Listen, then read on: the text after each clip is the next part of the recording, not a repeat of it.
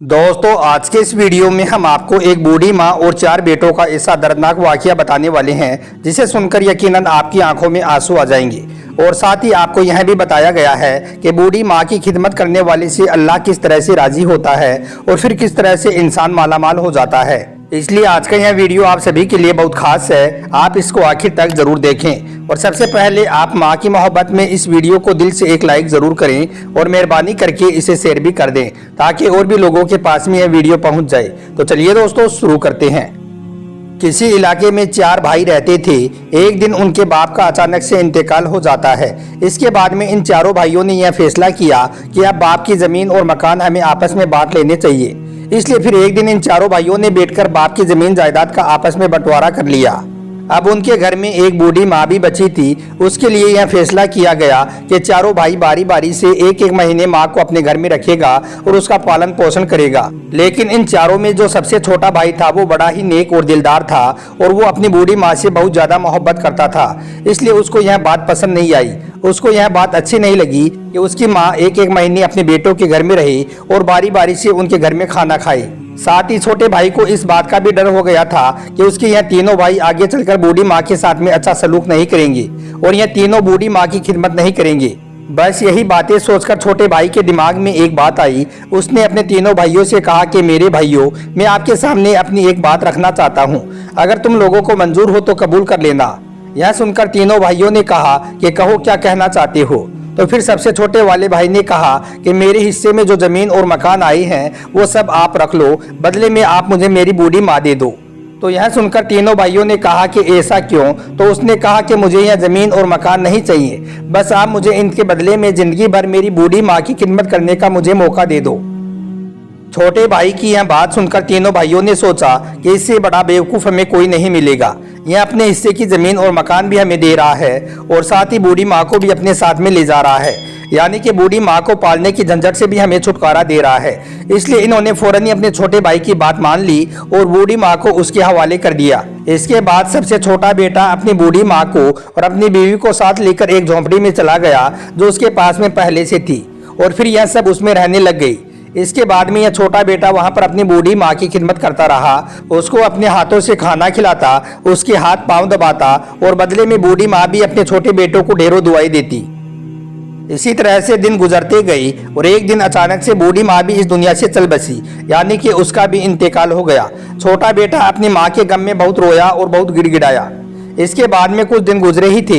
एक दिन इसकी बीवी ने कहा कि देखो, अब तो तुम्हारी माँ भी इस दुनिया से चल बसी है और हमारे पास में अब खाने को भी कुछ नहीं बचा है और तुम अपनी जमीन और मकान भी अपने भाइयों को दे आए हो, इसलिए अब हम क्या खाएंगे। तो यह सुनकर छोटे भाई ने कहा कि देखो, मैंने अपनी बूढ़ी माँ के बदले में अपने हिस्से की जमीन और मकान अपने भाइयों को दे दिए हैं। यह मेरे लिए एक बहुत बड़ा सौदा है, क्योंकि तुम्हें पता है कि माँ इस दुनिया की दौलत में सबसे बड़ी दौलत होती है, इसलिए मैंने माँ को अपने हिस्से में लिया है।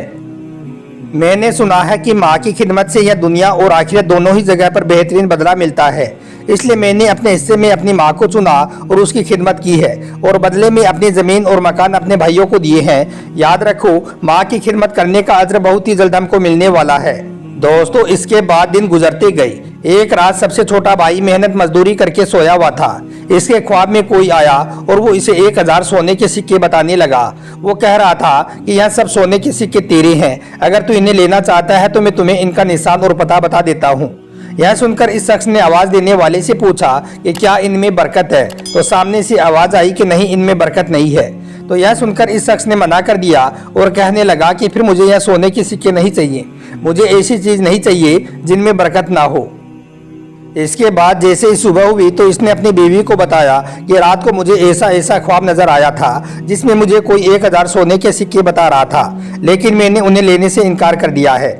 यह सुनकर उसकी बीवी ने कहा कि तुम कितने बड़े पागल हो, तुम्हें हाँ कर देनी चाहिए थी। 1000 सोने के सिक्के बहुत ज्यादा होते हैं, हमारी गरीबी दूर हो जाती।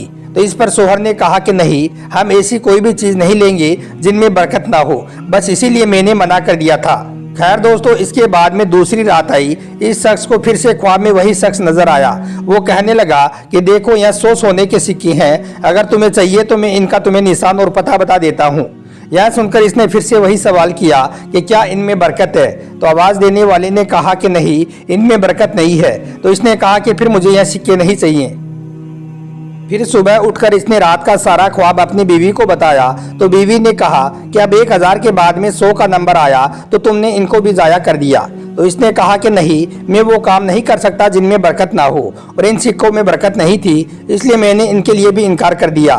दोस्तों, इसके बाद में तीसरी रात आई। इसको फिर से वही ख्वाब दिखाई दिया। इसने अपने ख्वाब में देखा कि इस बार 2 सोने की सिक्की हैं। आवाज़ आई, अगर तुम इन्हें लेना चाहती हो तो मैं तुमको इनका निशान और पता बता देता हूँ। इसने पूछा कि क्या इनमें बरकत है। तो आवाज़ आई कि हाँ, इनमें बरकत है। तो यह सुनकर फिर इसने कहा कि फिर आप मुझे इनका पता बता दो, मैं इन्हें लूंगा। फिर आवाज़ देने वाले ने जंगल का रास्ता बता दिया और एक दरख्त का निशान भी बता दिया। सुबह को उठकर इसने अपनी बीवी को रात का ख्वाब बताया और कहा कि इस बार मुझे 2 सोने के सिक्कों की एवज में बरकत मिल रही है, इसलिए मैं उन्हें लेने जा रहा हूँ। इसके बाद में यह शख्स जंगल की तरफ निकल गया और बताए हुए दरख्त के पास में पहुंच गया। वहां पर इसे सोने के 2 सिक्के मिल गई। यह उन्हें लेकर अपने घर आ गया और घर आने के बाद में अपनी बीवी से कहा कि देखो, यह सोने के 2 सिक्के बरकत वाले हैं, इन्हें संभाल कर रख दो। तो यह सुनकर बीवी ने कहा कि हमें फाकों में और परेशानी में बहुत दिन गुजार दिए हैं, क्यों ना हम इनमें से एक सिक्का बेचकर आज कुछ अच्छा खा लेते हैं और अपनी ज़रूरतों को भी पूरा कर लेते हैं। तो इस पर शोहर ने कहा, तुम क्या चाहती हो। तो बीवी ने कहा कि मेरा तो दिल आज मछली खाने को कर रहा है, क्या तुम बाजार से मछली ले आओगे। तो इस पर शोहर ने कहा कि ठीक है, मैं इनमें से एक सिक्का बाजार में ले जाता हूँ और उसे बेचकर तुम्हें मछली ला देता हूँ। इसके बाद में वो शख्स बाजार गया और एक बड़ी सी मछली खरीद कर घर ले आया और अपनी बीवी से कहा कि तुम ऐसा करो, इस मछली को साफ करो, इतनी देर में मैं जंगल से लकड़ियाँ काट कर ले आता हूँ। इसके बाद में शोहर लकड़ियाँ काटने के लिए जंगल में चला गया। इधर घर में उसकी बीवी मछली की साफ सफाई करने की नीयत से मछली काटने लगी, लेकिन जैसे उसने मछली का पेट चीरा तो उसमें से जो निकला उसको देखकर वो हैरान रह गई। बीवी ने देखा कि मछली के पेट से 2 बेशकीमती मोती निकले हैं जो बहुत ही ज्यादा चमक रहे हैं। वो उन्हें देखकर हैरान रह गई और सोचने लगी कि भला मछली के पेट में यह मोती कहां से आ गई। खैर, इसके बाद में उसने वो दोनों मोती संभाल कर रख दिए और अपने शोहर का आने का इंतजार करने लगी। थोड़ी देर बाद में उसका शोहर जंगल से लौटकर घर आ गया। घर आते ही उसकी बीवी ने सारा वाकया अपने शोहर को सुना दिया। तो यह सुनकर वो भी हैरान रह गया। शोहर ने जब मोतियों को देखा तो वो कहने लगा कि मुझे तो यह मोती बहुत कीमती लगते हैं, ऐसा करता हूँ मैं इनमें से एक मोती जोहरी के पास में ले जाता हूँ और इसकी कीमत पता करके आता हूँ। इसके बाद शोहर एक मोती लेकर शहर चला गया और वहाँ पर एक जोहरी को तलाश करके उस मोती की कीमत पूछी। तो मोती को देखकर जोहरी ने कहा कि यह मोती तो बड़ा ही कीमती और अनमोल है, मैं तो तुम्हें इसकी कीमत नहीं दे सकता हूँ, लेकिन तुम एक काम करो, यहाँ का बादशाह बड़ा अक्लमंद इंसान है और भलाई वाला इंसान भी है, तुम उसके पास में जाकर सारा वाकया बयान करो और इस मोती की कीमत पूछो। यह सुनकर फिर वो शख्स बादशाह के पास में पहुंचा और बादशाह के सामने सारा किस्सा बयान कर दिया। बादशाह ने मोती देखकर कहा कि यह मोती तो बड़ा कीमती है, लेकिन मैं इसकी कीमत तुम्हें बाद में बताऊंगा, पहले तुम वो एक और मोती लेकर आओ, फिर मैं तुम्हें इनकी कीमत बताऊंगा। यह सुनकर फिर वो शख्स वापस अपने घर आया और वो एक और मोती लेकर बादशाह के पास में चला गया। बादशाह ने वो मोती लेकर कहा, यह दोनों मोती बड़े ही नायाब हैं, अब तुम एक काम करो, अपने घर जाओ और जाकर 4 खच्चर ले आओ। इसके बाद तुम उन 4 खच्चरों पर जितना चाहो उतना सोना ले जाना, वहीं इन मोतियों की कीमत होगी। यह सुनकर वो शख्स बड़ा खुश हुआ। वो कहने लगा, वाह मेरे अल्लाह, यह सब मेरी माँ की खिदमत का मुझे सिला मिला है और उन सिक्कों की बरकत है जो मेरी माँ की दुआ की वजह से मुझे ख्वाब में दिखाई दिए थे। इसके बाद वो 4 खच्चरों पर पोटली में बंधे हुए सोने के सिक्के लेकर अपने घर जाने लगा। तो बादशाह ने कहा कि ऐसा करो, 2 मेरे पहरेदार भी साथ में ले जाओ ताकि तुम्हें रास्ते में कोई परेशानी ना हो। इसके बाद में वो सही सलामत अपने घर को चला गया। घर जाने के बाद में अपनी बीवी से कहा कि मैंने तुमसे कहा था ना कि माँ की खिदमत करने वाला दोनों जहां में कामयाब होता है। यह मेरी माँ की खिदमत का ही एक अनमोल तोहफा है और मैंने यह भी कहा था कि उन्हीं सिक्कों को लूंगा जिनमें बरकत होगी। सिर्फ मैंने 2 बरकत वाले सिक्के लिए थे, जिनकी देखो आज कितनी ज्यादा बरकत हुई है। बादशाह ने उन 2 मोतियों के बदले में हमें 4 खच्चर भरकर सोने के दिए हैं। याद रखो, यह सब मेरी बूढ़ी माँ की खिदमत और उनकी नेमतों का मुझे सदका मिला है, क्योंकि मेरे रब ने फरमाया है कि जो अपनी माँ की खिदमत करता है वो दोनों जहां में कामयाब होता है। तो दोस्तों, माँ की खिदमत कितनी बड़ी दौलत होती है, आज इस वाक़े से आपको मालूम चल गया होगा। इंशाअल्लाह अब से आप भी अपने माँ बाप की खूब खिदमत करोगे।